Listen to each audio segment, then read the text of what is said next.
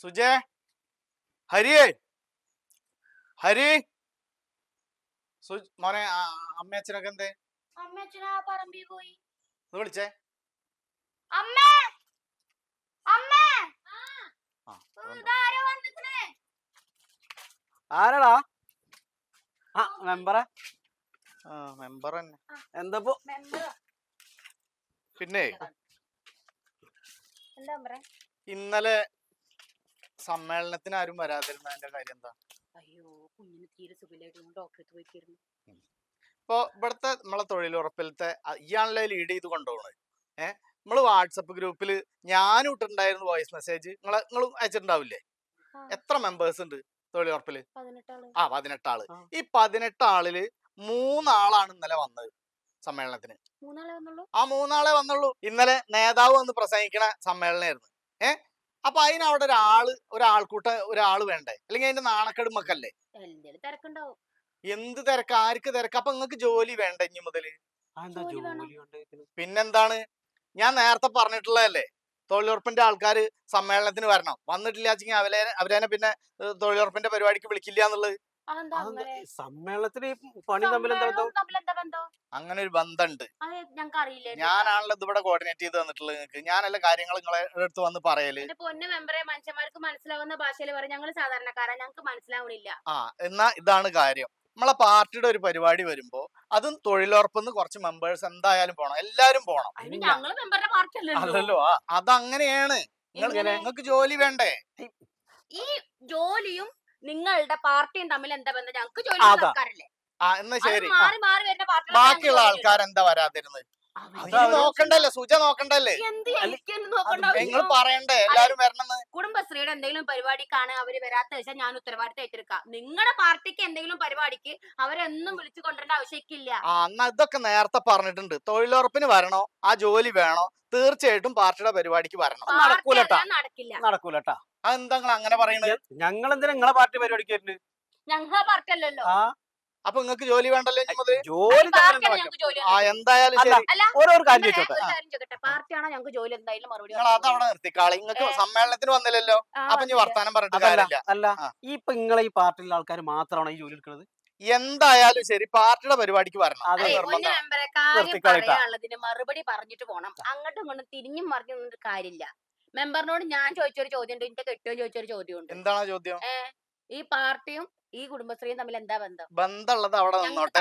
നിങ്ങൾക്ക് ഇത് ഞാനല്ല ഇവിടെ കാര്യങ്ങൾ ചെയ്ത് ശമ്പളം തരുന്ന നിങ്ങളാണ്. എന്തായാലും ശരി, പരിപാടിക്ക് വരാത്ത ആൾക്കാരെ ഇനി മുതൽ തൊഴിലുറപ്പിന് വിളിക്കണ്ടെന്നുള്ളത് നമുക്ക് നിർദ്ദേശം. അതൊക്കെ ഉണ്ട്. അത് അതല്ല, ഈ നിർദ്ദേശത്തിന് അടക്കട്ടെ. ഒരു കാര്യം കൂടി ചോദിച്ചോട്ടെ. ഇപ്പൊ കാർത്തേച്ചിന്റെ വീട് പണിയാണ്. അതിന്റെ വീട് പണി 10 ചാക്ക് സിമന്റ് ഞങ്ങളെ പാർട്ടിക്കാരെ കൊണ്ടുകൊടുത്തത്. അതേപോലെ ദേവേരിയച്ചിന്റെ ഭർത്താവ് മരിച്ചപ്പോ ആ വീട്ടിലെ കാര്യങ്ങളും ആംബുലൻസിന്റെ കാര്യങ്ങളും അതൊക്കെ സ്വാഭാവികമായിട്ട് നിങ്ങളെ പാർട്ടിക്കാരിൽ നിങ്ങൾ ചെയ്തോളേ. അത് ചെയ്തു, ഓക്കെ. പക്ഷെ 2 ദിവസം കഴിഞ്ഞപ്പോ ഇവരുണ്ട് എന്റെ മുന്നിൽ കൊടിയും പിടിച്ചോണ്ട് പോണു. നിങ്ങളെ പാർട്ടിന്റെ കൊടിയും പിടിച്ചിട്ട് എവിടേക്ക് ചോദിച്ചപ്പോഴേ പറഞ്ഞത് എന്താണെന്നറിയോ? എന്താണ്? അത് പോകുന്നില്ലെങ്കിൽ അതിന്റെ പണി പോകുന്നു. നിങ്ങളെ കൂടെ സമ്മേളനത്തിന് പോകുന്നില്ലെങ്കിൽ കുടുംബശ്രീ ഇതിപ്പോ ഭീഷണിപ്പെടുത്തലും ഇത് ഭീഷണിപ്പെടുത്തലും സംഭവങ്ങളൊന്നും ഇതില്ല. നമ്മൾ നേരത്തെ പറഞ്ഞിട്ടുണ്ട്. അത് ഇതൊക്കെ അങ്ങോട്ടും ഇങ്ങോട്ടും ഒക്കെ ഒരു വിട്ടുവീഴ്ച ചെയ്യും. നിങ്ങളെ പാർട്ടിക്ക് ആളെ കൂട്ടണമെങ്കിൽ സമ്മേളനത്തിൽ ആളെ കൂട്ടണമെങ്കിൽ നിങ്ങളെ പാർട്ടിക്കാരെ കൊണ്ടുപോയിക്കോളെ, അല്ലെങ്കിൽ പൈസ കൊണ്ടുപോയിക്കോളെ. നിങ്ങൾക്ക് പാർട്ടിക്കാരില്ല എങ്കില് ആൾക്കാരെ ബോധിപ്പിക്കാനായിട്ടേ 100-200 കൂലിക്ക് വിളിക്കണം. അല്ലാണ്ട് ഈ കുടുംബശ്രീത്തെ ആൾക്കാർ നിങ്ങളുടെ പാർട്ടിക്ക് നിരങ്ങാൻ നടക്കല്ല. അത് ശരി. അപ്പൊ നിങ്ങൾ ഒരുങ്ങി പട്ടിണി എടുക്കാം. ഇല്ല, അടുത്ത തവണ മുതൽ നിങ്ങൾ ഉണ്ടാവില്ല. ഞാൻ ഉണ്ടാവില്ല എന്നുള്ള എന്റെ ആൾക്കാര് വേറെ ഉണ്ടല്ലോ ഇവിടെ പാർട്ടിയിൽ. അപ്പൊ അവര് വന്നോ.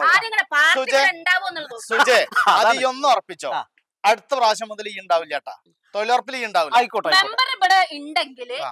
ഞാൻ ആ തൊഴിലുറപ്പിന് അവിടെ ഉണ്ട് ഞാനും അതിലുണ്ടാവും. ഈ സുജ അതിലുണ്ടാവും. കാരണം ഞാൻ നയിച്ചിട്ടാ കാശ് ആ. പഠിക്കുന്നത്. എന്തിനിങ്ങനെ വായിട്ടടിക്കണം? ഞാൻ എന്റെ കാര്യം പറയുമ്പോ അത് വായിട്ടടിക്കലല്ല. ഞാൻ 2-3 ചോദ്യം ചോദിച്ചതിന് മറുപടി ഉണ്ട് നിങ്ങക്ക്. മറുപടിയുടെ കാര്യമാണ് ഞാൻ പറഞ്ഞത്. തൊഴിലുറപ്പിന് ഇനി പങ്കെടുക്കണോ? തീർച്ചയായിട്ടും ഞങ്ങളെ പാർട്ടി വിളിക്കുമ്പോ വരേണ്ടി വരും. നടക്കില്ല. അത് ഞാനാ പറഞ്ഞത്. കൂലട്ടാ. പാർട്ടി ആവില്ല വിളിക്കണേ, ഞാനാ വിളിക്കണേ. ഞങ്ങളോട് അല്ല നിങ്ങൾ വിളിച്ചാൽ ഇറങ്ങി പോകണം. മെമ്പർ എന്നുള്ള ഒരു പരിഗണനയും വിലയും ഞങ്ങൾ തരണമെങ്കിൽ മാന്യമായിട്ട് സംസാരിക്കണം. ഇതിലും അല്ലാണ്ട് കൂടുതൽ ഇവിടെ വന്ന് മാന്യത ഇല്ല. വർത്താനം പറഞ്ഞെങ്കിൽ അതിന് തിരിച്ചറിയാൻ ഇതിലൊരു മാന്യത കുറവും ഉണ്ടായിട്ടില്ല, ഒരു മാന്യത കൂടുതലും ഇല്ല. ഒക്കെ ഒരു മിതായിട്ടാണ് പോയിട്ടുള്ളത്. ഈ മെമ്പർ ആയത് ഞങ്ങളെല്ലാരും വോട്ട് ആയിക്കോട്ടെ ആയിക്കോട്ടെ, ഞാൻ പോവാണ്. ആ. നിങ്ങളെ പാടാ. നിങ്ങൾക്ക് തൊഴിൽ വേണ്ടെങ്കിൽ ഞാനിപ്പോ ഇത് പറഞ്ഞ തൊഴില് കാര്യം വേണം. വേണോ വേണ്ടേന്നോ അല്ലെങ്കിൽ നിങ്ങൾ തരാതിരുന്ന ഞങ്ങളിന്ന് മേടിക്കാൻ അല്ല, ഞാൻ ഒരു കാര്യം ചോദിക്കട്ടെ, നിങ്ങൾക്ക് ആ മീറ്റിങ്ങിന് ഒന്ന് പങ്കെടുത്ത എന്ത് കാര്യത്തിന് അപ്പൊ നമ്മളെ കൂട്ടത്തിൽ ആൾക്കാരുണ്ട്. അപ്പൊ എനിക്കും ഞങ്ങൾ നിങ്ങൾക്ക് തൊഴിലുറപ്പില് ദിവസ വേതനത്തിനാ പണിയെടുക്കുന്നത്. ഇതിപ്പോ ഓസിക്ക് തരുന്ന ഇനി പൈസ ഒരു കാര്യം ഉറപ്പിച്ചോ, ഇന്റെ വകങ്ങൾക്ക് യാതൊരു സഹായവും ഞാൻ അല്ല ചെയ്യില്ല. എന്താ കിട്ടിയിട്ടുള്ളത്?